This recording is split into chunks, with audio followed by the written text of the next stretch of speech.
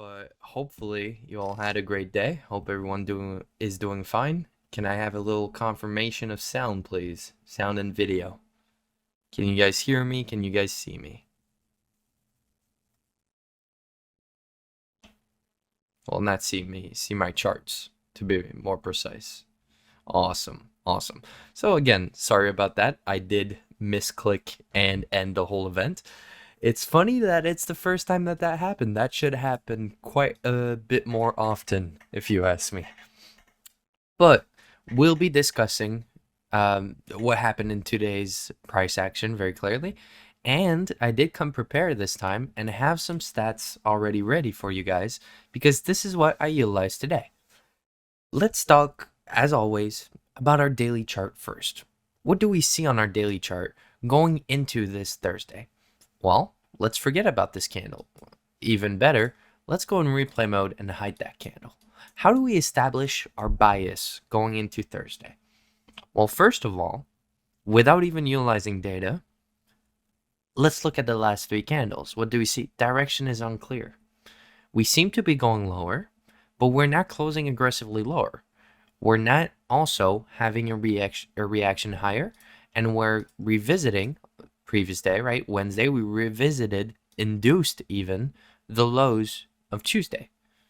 So what does that tell me? Well, very simple. We're going to keep doing the same thing. We're going to go high resistance. We induce the lows here. So this gives me my initial idea, which will be targeting previous day low. Let me just put that a little clearer. Targeting previous day low, which is relative equal low with the current weekly low, Tuesday's low. This is a clear objective for their current time. Even if we are to go higher, we are first going to go sweep this to then go higher. Then I bring statistical analysis into it to bring me more confidence. What do I have on my chart currently? You can see two things. You see this gauge right here with previous day low bias success rate of 75%. What does this tell me? When my bias is previous day low, it is 75% win rate. But what is bias, right? It is logic that was established, first brought to me by T-Trade's education. I'll shoot you guys a link. I put his link in bio. His logic looking at the previous candles, which is something that people have done for a long time now, but it is from him that I've heard it first. Now, more specifically in this case, we're looking at sweeping previous day high without closing through it. This tells you that your bias for the next day, going into the next day, which is Thursday, you'll be looking at previous day low as your objective. On the top left here, you can see what they are pretty much. So you'll see that your bias is previous day low when you close below previous day low. When you fail to close above previous day high after breaking it, this is where our current situation is. And then, of course, an inside bar with the previous day being a down close candle, which also gives you a previous day low bias. So your 75% you see is whenever one of these conditions happen, I have 75% chance of hitting previous day low. That is all I need. I understand. I profile what is currently going on. I bring confluence to it with statistics, and then I have a very clear direction to go lower. This is my objective. Once my objective is met, what do I look for? Well, that comes down to our weekly bias, right? And what did we say? We want to see longs. So I'm ready to take shorts up to here, and then I will long out of this. This is exactly what we spoke about yesterday in the very lengthy PA review. I do apologize. We spent 40 minutes there, but I'm getting used to the new format of a little more explanation to it, right? But I was looking for longs. This is something we stated. And when we are in ranging markets, what am I going to do? I'm going to play the range. So I'm going to play my shorts to here, and then I'm going to flip and play my longs. It is that simple, and I'm going to have smaller objectives. Going down to the 15-minute, why? We skip everything else. Our idea is already clear. We don't need more. And actually, I'll go back here just so now we can see our price action from Thursday, which, of course, now with hindsight, blah, blah, blah, it worked. That's why I explained it to you guys beforehand. My bias was pre-established. I already had my confluence also brought in. I knew price was going to go down, or at least that is the move I was anticipating and ready to trade. Now, looking into the day. what kind of news did we have? Well, I'm forgetting the morning. Was it 8:30 or 9:45 PMI? I don't remember. 8:30 PPI, followed by we had 3 p.m. We had Powell speaking in the afternoon. So a weird day, right? What do I do when Powell speaks in the afternoon, especially specifically late in the afternoon, right? But even if it's 1 p.m., 2 p.m., 3 p.m., I'm engaging with price in the same way. And someone asked me that in general actually this weekend, or perhaps it was the day before yesterday, but I responded and I said that whenever Powell speaks in the PM session, I still look to trade the AM session. I'm just going to make sure that I'm going to be out of my position early. So before Powell speaks and a lot before. So I want to trade the AM session and be fully out, or at least partially out and break even before lunch starts. If we look at our sessions here, you'll see that our move that we predicted, which was to previous day low, which is right here, and of course, what was it? 3 handles below, not even 1 point something handles below, to our relative equal lows, which line up with previous day low. Let me just mark this out so we can keep it in track. Previous day low aligned beautifully and got hit right in the AM session. So the move I was looking to trade was to move lower to this, and again, as we stated, a move higher outside of this. Well, out of this. And as you can see, had a beautiful delivery.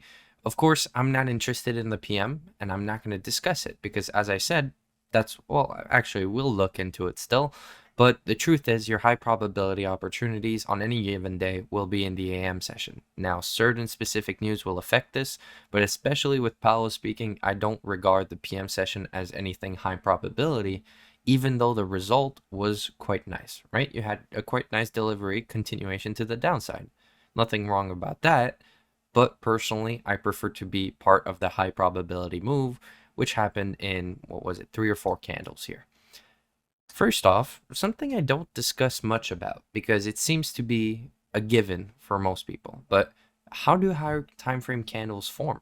Well, very simple, power of 3, right? So you have your accumulation phase here, forming a short-term point in market structure. Then you have your manipulation of the day, right? I'm referring to the daily open here for these levels specifically. You have the manipulation of the day. How is it confirmed? SMT, right? We always talk about this.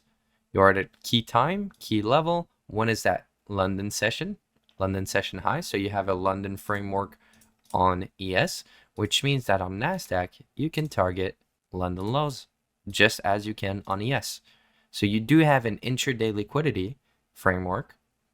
ICT like brought those session frameworks in the One Trading Setup for Life video, which I do speak a lot about. But you had a nice London run giving you a target at London lows, bringing once again additional confluence to our previous day low relative equal lows below. So definitely very, very beautiful move. And then you'd be waiting until 9:30 to take a trade, even though we have 8:30 news. It is no special 8:30 news. And what did you do on an intraday chart? Well, the current range at this point in time was, of course, we can use all the way from the daily high. So let's actually look at this. Premium and discount, which I did draw in the wrong direction. This would be your current range. It's a little hard actually to visualize here. So I'm going to mark out my 15-minute order block, and we'll actually be going down our time frames. Sometimes a little hard, even more for inexperienced traders or just analysts in general, to look at this chart and visualize the move, which went from this high to this low, then back here, then down here. When you have a lot of volatility coming in at 9:30, your 15-minute isn't as clear. But as you can see from my drawing now, this is the range you are currently trading within. Sorry. And what is my premium and efficiency?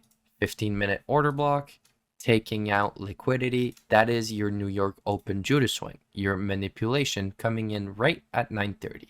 Now you might say, oh, well, look, we went above once again. Okay, well, what do you need to be looking for a trade here? Okay, well, I need my higher time frame framework. Previous day low, London low. Let me mark it out, actually. I have 2, even better than 1. I have additional confluence. Okay, so that's step 1. What's step 2? Well, I need a manipulation at a specific time, confirmed with SMT, and then look for an entry model. Okay, well, at this point in time, did I have SMT? Well, we had SMT late, from earlier, let's just say it, a long time ago. So could I look for setup instantaneously at this point? Yes, 100%.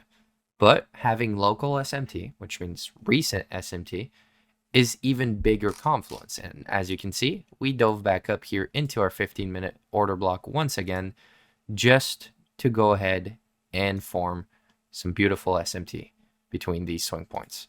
So definitely very nice movement right at the open. Haven't seen a beautiful move like that on 930 for a while. We've had a lot of consolidating 930 opens, let's be honest, but this was what I call perfect delivery. It did its Judah swing, confirmed through SMT. You have your London raid framework, intraday draws on liquidity, previous day low as your draw on liquidity, and backed by data, right? What else do you need? Well, first bearish breaker block, so first breaker block in my direction. What's next?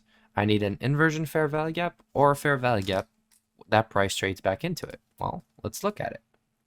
This one, did we ever trade back into it? No. But what do we know about fair value gaps and inverted fair value gaps? Well, I want to be including the volume imbalance. So this is my fair value gap that we traded back into. And if this is too cherry picking for you guys, then just look at the inverse fair value gap. Let's just say I do not include the volume imbalance, which I don't have a choice here because there's no bottom wick. You still have an inversion fair value gap right here that you could have used to enter. But I like to use the first one, and the first one tells me that I am going to include my volume imbalance as part of my fair value gap, because that is how I have found them to be high probability. I won't give any background on that. That's still to be visited, if that will be shared at some point, but perhaps. But what do you need to know? Fair value gap, inversion fair value gap, include any adjacent volume imbalances. First bearish breaker to form, unicorn. What is that? My entry right here. That's simple. 3 PD array stop loss rule. Inversion fair value gap is my first. Then I have, oh, this is not yet a fair value gap actually, because this candle has not closed. So you can't use this as your second, but this is your second PD array. And then you have the inversion fair value gap here and that fair value gap. So you'd have your stop at the high of this fair value gap candle, and you'd actually have 4 PD arrays as defense, as we like to say. Using standard deviations, just to bring additional confluence to my objectives, what do I find? Well, reversal range lines up beautifully with previous day low. Again, more, just stacking up the confluence. It was truly beautiful. What do you have? Well, you have, let's see this. Let me just align this. 1.68R at London low. Quite a small risk to reward. I'd still take a quite nice partial there. I'm not gonna lie to you guys, when I traded it this morning, I had my stops right here. I did not want it to trade past this inversion fair value gap. But now these are discretional stop loss orders, for example. So you can use your experience as a trader to find a better stop loss, as I've said multiple times before. But the truth is the 3 PD array stop loss rule is entirely mechanical, and I have yet to see an example where it stops you out and there was a better stop loss to be had with a mechanical logic. I guess that wasn't the best way to put it, but it has been found through my testing. By the way, I've tested this extensively with 3 different models, that using your 3 nearest PD array is the best way to establish a stop loss entirely mechanically. And I believe most of my students can speak on that it is quite easy and does not fail you. Most times, I hope. But you have that beautiful partial with the standard pessimistic stop loss. And then, of course, your draw being at previous day low. As I said, in ranging markets, am I going to hold runners? Hell no. Especially with 3R like this, I'm done for the day. And that was what I did today. I did not consider any longs. I did not look for any continuation opportunities. I did not even hold a runner, which would have sought you out break even looking at it with hindsight. So thank God I did that. I was extremely happy with the perfect delivery, as I said. Now, if you had a rough day, Bear with me. I'm sorry for saying it is perfect, but the truth is, for my model and my understanding, we had exactly what I was looking for, exactly at the right time, with all the confluences I was looking for. So it is the perfect example of my model. Then partial, then had high resistance. Were you scared in there? No, because you took a partial here. Or perhaps at 2 standard deviations if you're like that. I personally like to use liquidity and standard deviations as confluence only. And then as you can see, previous day low for beautiful final take profit here, giving me a beautiful trade.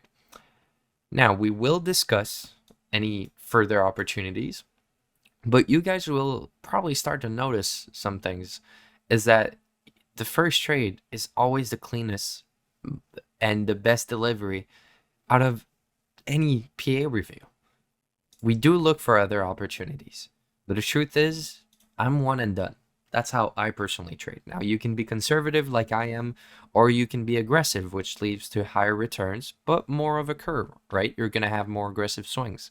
Both ways are profitable and will give you returns, right? But for me, it's all about psychology there.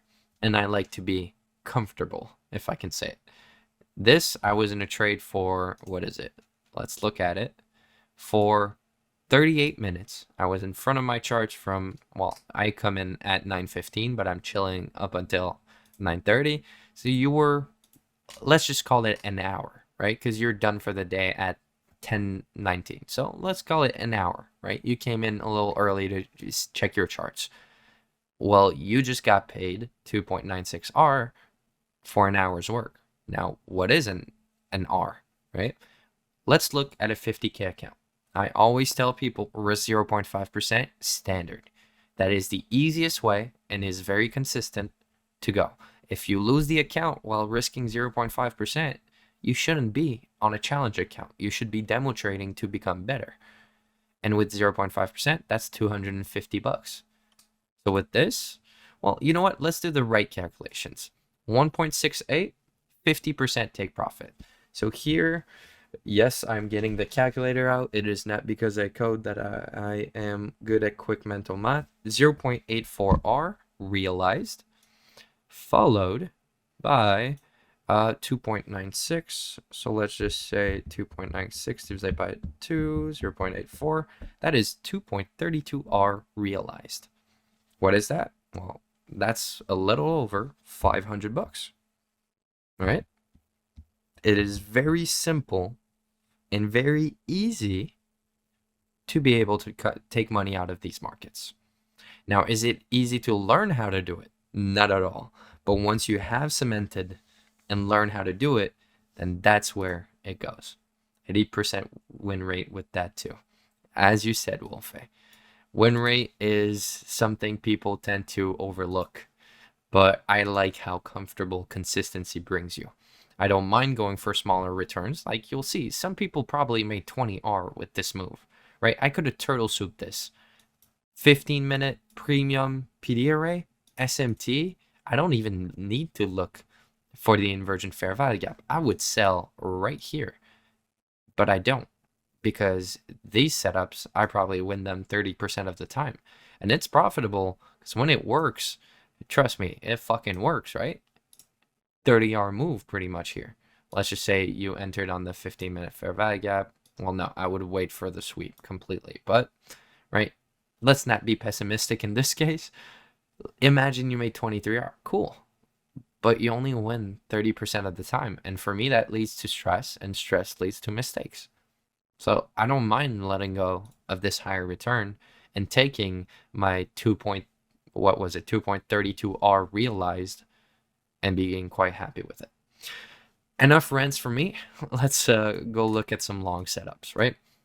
Same thing I need for any sort of long setup. Now, I did not look, as I said, at the PA because I was done for the day, which does entail that I needed to close my charts. If not, I would be trading, continuing to trade. So currently what I'm doing is trying to see if at this point in time there was SMT. And yes, very clearly with Tuesday low. So we're actually going to mark out Tuesday low and previous day low. Wednesday, all right. on ES and NASDAQ. Well, on NASDAQ we already have it, but let's mark it out on ES and go back to the 1 minute.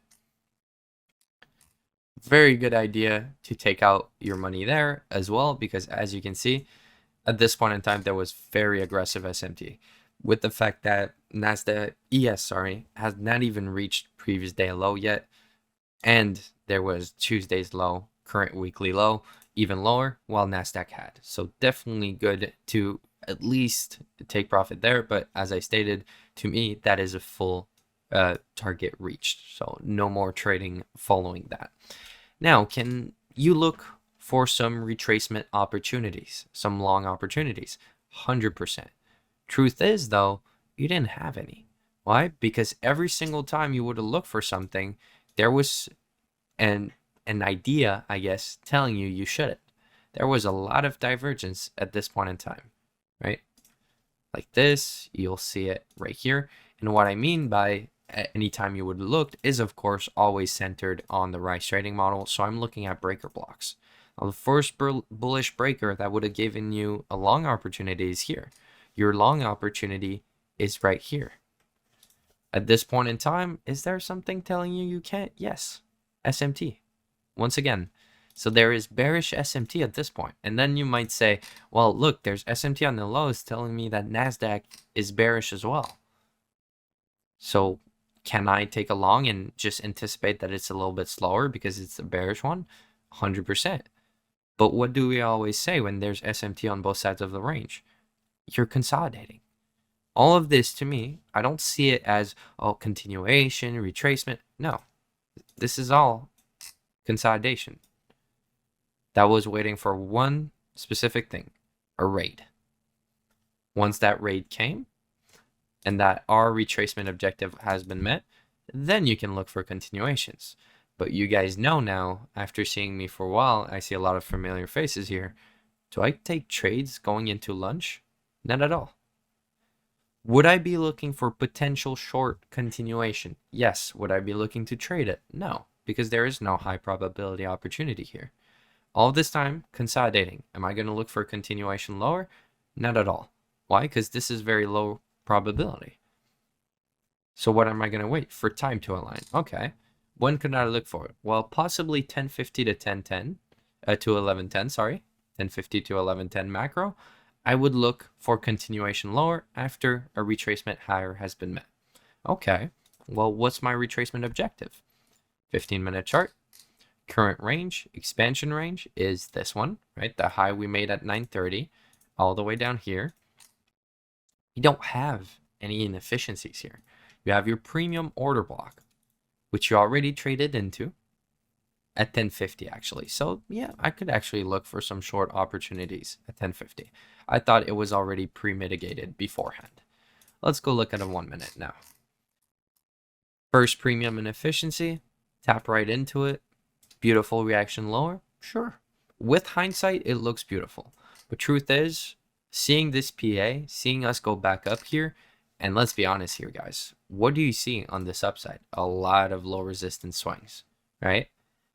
Our objective lower has already been met. Do I anticipate that it's going to keep going down? No, I anticipate a retracement into our range and possibly a complete reversal. Because as I said this week, I'm looking for bullish delivery, right? Oh, I don't want this. Get this out. Thank you. So no, I am trying to convince myself here so that we can actually look to analyze anything. But to me, the only opportunity that was valid today was the short. And then perhaps something at 3 p.m. But I never look for trades after 2:30 if I am trading the PM session, which is very rare. I tend to only trade a lunch trade, which there actually is one, so we could look into that. And in the AM session, I'm done at 11:30 no matter what. And turns out here I was done at 10:20. So I do want to make these reviews interesting to you guys and that we review the full day's price action, not just the part of the range that I was able to catch with my model. But the truth is, on this day, even just zooming out, I like to do this sometimes. Forget about the candles. What do you see? A bunch of lines, random lines, right? I don't see candles. Well, here, you know what? Let's clear the drawings too. What is this? Consolidation, weird expansion, more consolidation, weird expansion, more consolidation, and more consolidation. It was just a very high resistance day. If you would look here, what move would you want to take part of, right? With hindsight, we look at this chart with hindsight. Well, it's very simple. This. Why? Because it is the most energetic move. I also see this. This is also actually a pretty nice move. And of course, right here with the news. So you want to be taking part in the energetic moves, right?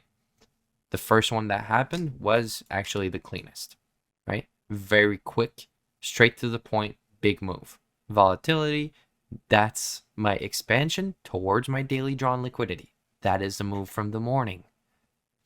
Now, other high probability opportunities, lunch trade, and after the news, but honestly, with Powell speaking, I'm never going to say Powell and high probability in the same sentence.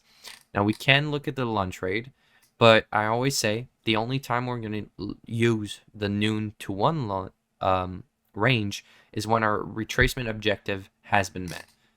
Our retracement objective was met here. So what's our next objective? Well, let's look once again at our 15-minute ranges. Nothing. You're breaking lows, not closing with any sort of conviction, let's say it, and then retracing higher. Well, at this point in time, I'd be bullish 100%. So I'm saying that this move is not a move I could predict. I would never expect for it to continue going down there. And seeing this beautiful delivery, right? I know a lot of people who longed right here. I know. I don't even have to ask them. I know they were long right there. 15-minute inverse fair value gap. Had their stops at some SMT somewhere, if there is any. Not seeing any on the 15-minute chart, but there definitely is SMT on the lows, I mean. So yeah, I'd love to spend more time and actually review every single breaker block and unicorn that was in here, but the backbone of the model is centered around logic. And there is no logic that could tell me to short beyond previous day low. That is the truth, guys. Sounds good? Sounds fair enough, I guess. Do you guys have any questions in relation to that?